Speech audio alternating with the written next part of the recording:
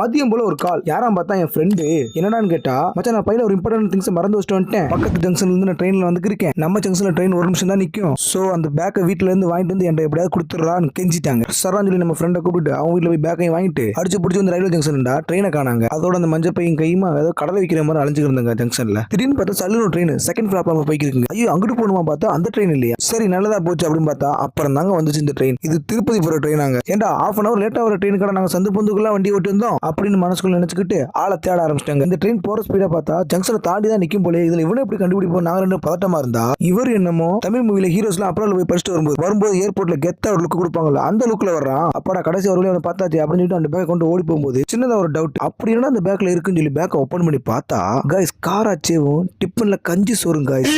இதால உனக்கு important things அப்படின்னு சொல்லிட்டு அதை அவன்கிட்டயே கொடுத்துட்டு வந்து ரிட்டர்ன் ஆயிட்டாங்க. இந்த வீடியோ அவ்வளவுதான். இந்த வீடியோ பிடிச்சதை லைக் பண்ணுங்க, சப்ஸ்கிரைப் பண்ணுங்க. தேங்க்யூ.